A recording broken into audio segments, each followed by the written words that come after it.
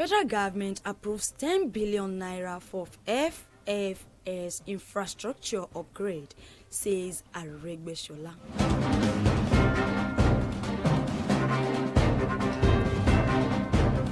Buhari advocates international cooperation for tackling common global challenges. Senate honors Gulag with a minute's silence.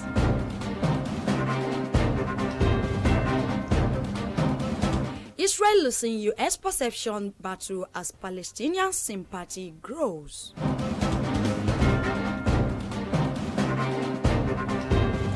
Ancelotti in advanced talks over Real Madrid return.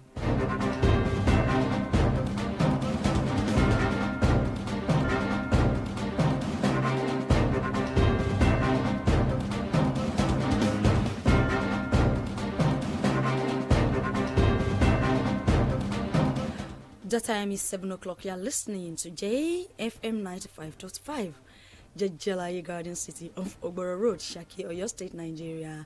Many thanks for your time and attention. Good evening. My name is Aminat Olanyinka.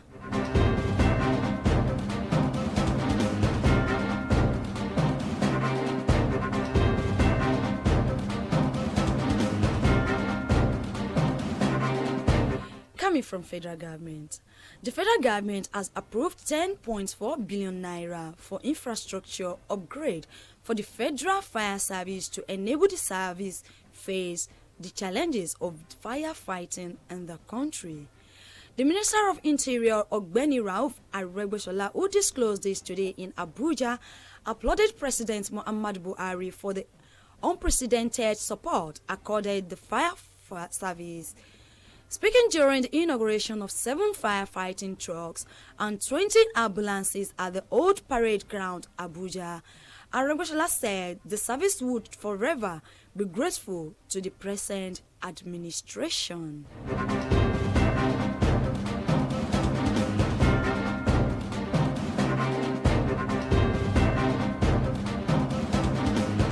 Coming from Buhari. President Muhammadu Buhari has emphasized the need for the global community to work together in confronting the various common challenges facing most countries of the world currently.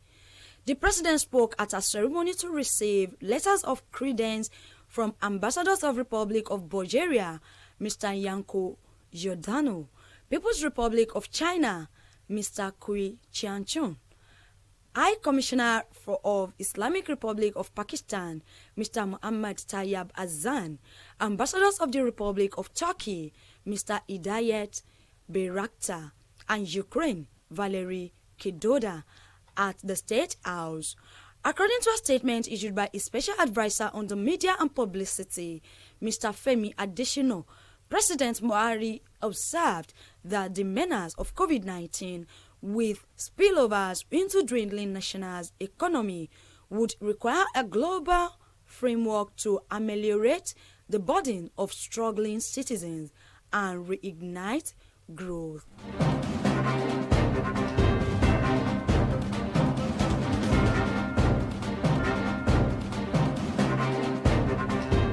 Now to Senate. The Senate today observed a 1-minute silence in honor of former political advisor to President Goodluck Jonathan, late Ahmed Gulag. The upper chamber condemned the gruesome murder of Gulag in Owerri, the Imo State capital, on his way to the Sam Mbakwe Airport on Sunday morning. The Senate also urged security services, especially the Department of State Service, to thoroughly investigate the incident and bring to book all those who plotted and carried out the assassination.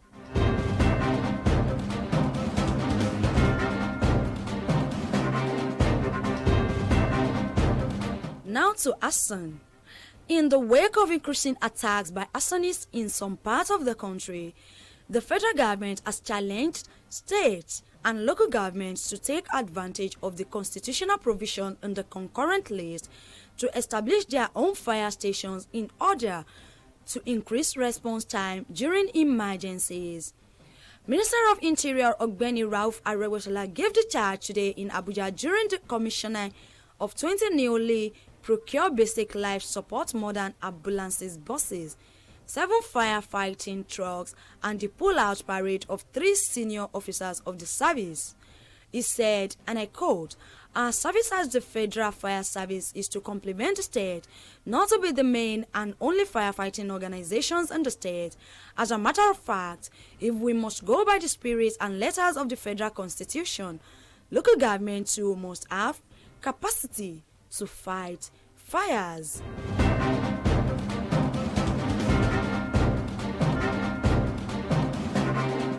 Coming from Atiku.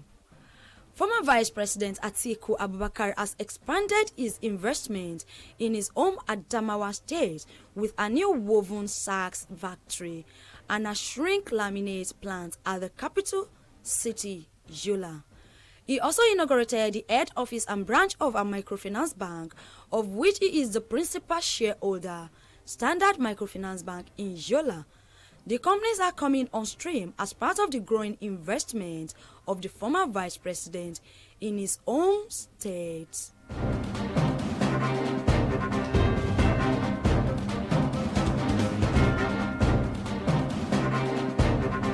Now to Muhammad. The federal government says the security challenges facing the country are ephemeral and will not define the legacy of President Muhammad Buhari. The Minister of Information and Culture, Alhaji Lai Muhammad, said this today in Abuja at the presentation of a documentary showcasing the achievements of Buhari's administration.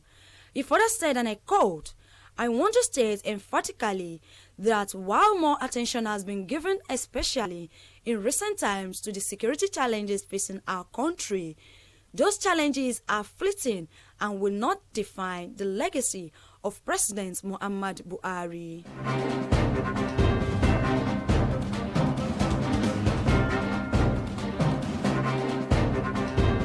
Coming from Akeredolu. As the process of amending the 1999 Constitution is ongoing, the Ondo State Governor Rotimi Akeredolu has called for a unicameral legislature for the country. Specifically, the governor said the upper chamber of the National Assembly should be scrapped, while the assembly should be on part-time basis to reduce the cost of governance. Akeredolu stated this at the Akure Center of the Southwest Zonal Public Hearing on the Review Constitution, held at the International Cultural and Event Center, Akure, the state capital, today.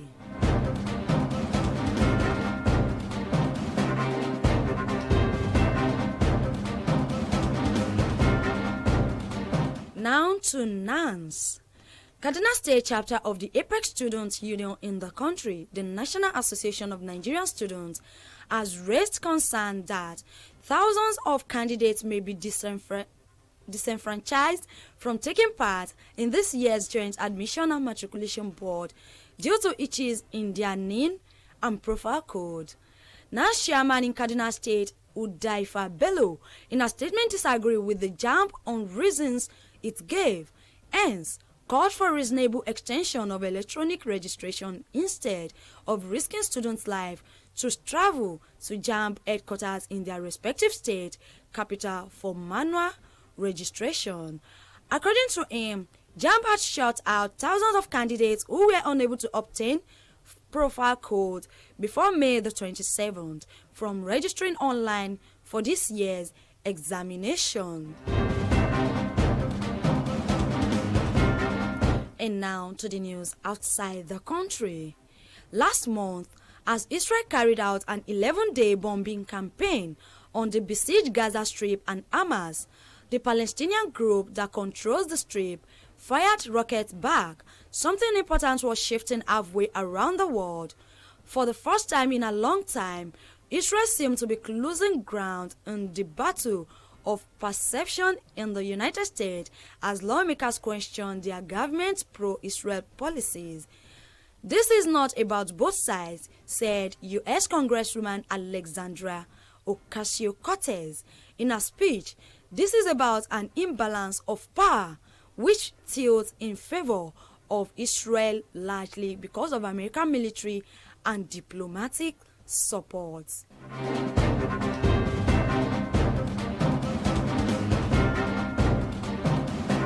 And now to the exciting world of sports. The Everton boss is being lined up for a second stint in the Spanish capital, with initial contact having been made 5 days ago. Carlo Ancelotti is in advanced talks with Real Madrid regarding a return to Santiago Bernabeu. The Blancos are in the market for new head coach after seeing Zinedine Zidane walk away from the final year of his contract. Various candidates have been linked with one of the most demanding roles in world football, but a man who knows all about those pressures is heading back for a second spell.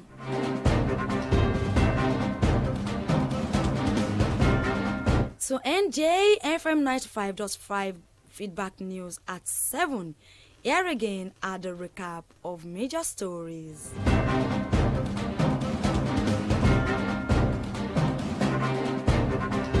Federal government approves 10 billion naira for FFS infrastructure upgrade, says Aregbesola.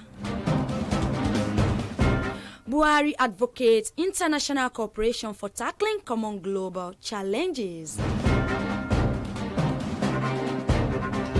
Senate honors Gulag with a minute's silence. Israel losing U.S. perception battle as Palestinian sympathy grows. Ancelotti in advanced talks over Real Madrid return. And that was the feedback news at 7 from the beautiful studios of JFM 95.5. Jejelaye Garden City of Ogboro Road, Shaki, Oyo State, Nigeria. Many thanks for your time and attention. Good evening. My name is Aminat